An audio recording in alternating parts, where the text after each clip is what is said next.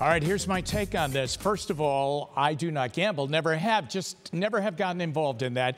But I understand why people really love it so much. It gets them closer to be involved in the game. I mean, they can not only be a spectator, but they've got a lot riding on it, obviously, coming out of their own pocket. I think this is going to be huge. I think it's going to spread like wildfire. And I think that $150 billion annually that is bet on sporting events, suddenly everyone's got their eye on that and saying, you know what, I want a little piece of the pie on that. So the states that are lining up, ready to go, New Jersey, who led this charge really to the Supreme Court, New York, West Virginia, Delaware, Pennsylvania, and the list is going to go on and on and on, much the same way probably legalizing marijuana is going to go on and on and on. But let's deal with the sports factor. Here's what to look out for, what's going to come up next. Once this starts to happen, and games are being bet on legally, okay? Number one, if you're a bookie or if you're in a Las Vegas betting house, today was not your best day.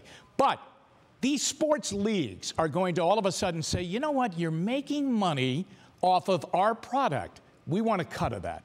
Already, really, the NBA, the PGA Tour has said, we'd like, for instance, 1% of the gross on that. That's going to be huge, and I think that is going to come.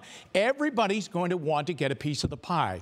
Here's where it gets sticky for me, though. What happens with college sports? That is a very, very hazy area to begin with. I mean, after all, colleges are making huge amounts of money, filling stadiums and arenas on Saturday afternoons and on basketball evenings and at other events, all on student athletes, and they're giving them their tuition, and that sort of is the pay. But now, if you enter into the gambling arena and they start to get a cut of the pie as far as colleges gaining revenue from gambling proceeds, well, then don't you have to pay the college athletes too? And now suddenly that gets to be dangerous at that age. Is this going to be handled the right way by these particular athletes? So again, I don't have a chip or a buck in the game at all. Don't gamble, never have, probably never will. But soon, I think you'll see a day, and it will be soon, that you're sitting in a stadium watching a game, and there'll be a little betting machine right alongside your seat, and you'll be able to play along with everyone else involved in the game.